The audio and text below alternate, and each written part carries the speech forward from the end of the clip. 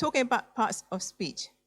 Part of speech is basically a list of categories, okay? A list of categories where words are assigned to, okay? So you have many, many categories, and words will therefore be assigned to these categories, okay? Now, it's very important to know these parts of speech because you can analyze them and you can understand them. You need to know that so that you can have build up or construct good sentences. Let's start off with noun, okay? So a noun, as you can see here, it says, is a word that refers to a thing, a person, animal, or a place. These are all the examples that you have, all right? So these are all the different examples that you have. You have 4 different categories there. You have thing, which could be table, car, money, pencil, yeah, music, or you can have a person, man, teacher, a name of the people, which is John, Mary, type of jobs they do, which is a vet, and so on. Then you have animals, name of animals, monkey, cow, chicken, whatever animals you have, cats, yeah, and place, okay, name of place. Obviously, you all know London is one of them, okay. What we have here is America. You have countryside. Obviously, we will call kampong, which is not an English word, but kampong or village, okay. So a name of place is a noun, yeah. So a noun is it's quite easy to make a sentence out of, yeah, because there's so many things that you can use, all kinds of nouns you can use to make sentences. So that is very simple enough to create a sentence, okay? Pronoun. Let's work on a pronoun. So what is a pronoun? A pronoun is used to replace the noun, okay? So we give example. Instead of using I, instead of saying my name Linda, I use I. Instead of the word Ida, I can say she, okay? Instead of said all of you, I can say they. Yeah, so using I, she, he, they, them, her, and so on. Okay, so those are the words that you use to replace the nouns. Okay, so for example, that I have here, let me work on this side here. Okay, the first one, Harry Kane plays for England. I'm sure you know, well, the guys anyway, especially the guys, you know who Harry Kane is, right? So Harry Kane plays for England. Yeah. So instead of saying Harry Kane is the captain, you say he is the captain for the football team. Okay. So you replace his name and say the word he. Similarly, for Sheila Majid is my favorite jazz singer. So you know Sheila Majid is a jazz singer. So instead of saying Sheila is a great artist, you replace that word with she. She is a great artist. So you don't repeat the name again. Okay, so when you don't repeat the name, you use a different word. This is called a pronoun. Okay, so I have a few more examples there. I like to go swimming. So the word I is a pronoun. You are such a kind person. You is a pronoun. They are good at playing basketball. Pronoun. Somebody's asking, Jennifer's asking, a pronoun can only replace the noun in the category of people, a person, people? No. Okay? It can be replacing a thing, okay, or a place. Okay, if you're talking about animal, for example, you can say the cat is a he or a she. Or you can say it. If you say talking about table, it. Yeah, you can use they. So it can be replaced. Next one, adjective. An adjective is a word that describes the noun or a pronoun. Okay, so an adjective can be, example, these are the many, many words that can describe your noun. Okay, you can have color. So to describe an adjective for color could be, you're talking about black, blue, red, pink. In fact, any colors that you know, that you're aware of, can be an adjective. Okay? An adjective can be describing the size. You know, so if you're talking about a ball, for example, is, is a big ball. Or, the ball is very, very small.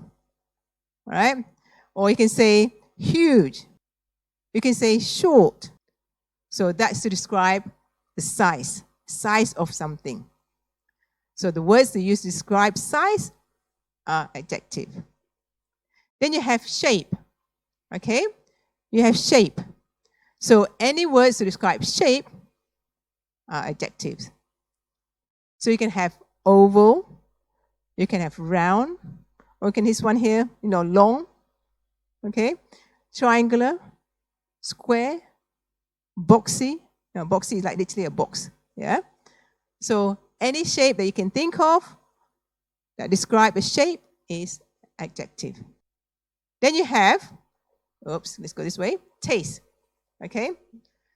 You have taste. So again, taste, you have words like bitter, you have sweet, you have sour, salty, okay? Then you have like smell, okay? Any words that categorize under the word smell are adjective, okay? So you have like fresh, very fresh kind of smell. Like this morning, the air was very fresh. You have stinky, so stinky or musty or even fishy, yeah? Those kind of words. Okay, anything relating to smell, any words relating to smell are also adjective.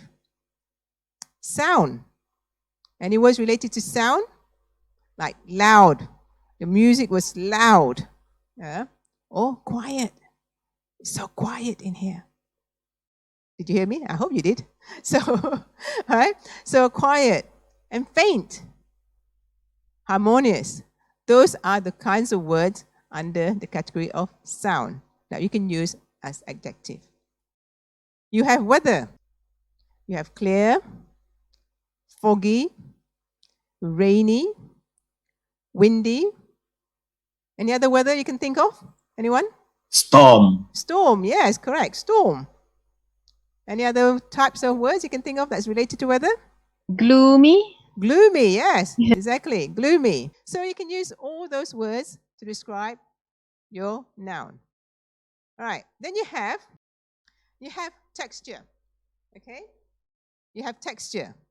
So texture is how you feel. You can take your finger to feel things, or you can see. All right. So you can say, like if you look at roads, for example, you can say smooth. The road is smooth. Or you can say the road is bumpy.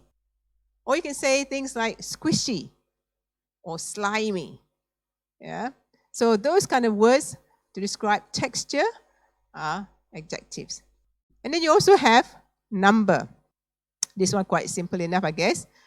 So you can say things like few, 50, many, two. Yeah, those are number-related words. Okay. So these are all the different groups that you have to describe your adjective. Okay, I've got an example here. That mention is huge. So huge is an adjective. There is a red Ferrari at the highway. So red is an adjective. My grandmother told me old stories of hers. Old is an adjective. All right? So when you start learning these different words, it builds up much more impactful sentences. Okay? So you learn to describe words, and therefore when you build sentences, it becomes much more nicer to hear and much more constructive. Let's start with the verb now. Okay? So a verb is used to describe an action or an occurrence. Okay? So an example will be, like I'm standing now, that is an action. Okay? When I'm speaking, speak, the word is an action. So it's a verb. Running, so if you run, the word run is a verb. The word for wave is also a verb. And drive, okay? The word drive is a verb. These are just some examples, okay? And to use that in a sentence, I can say, I swam fast in the competition. So swam is a verb. because it's an action, because you're acting on it, you're swimming.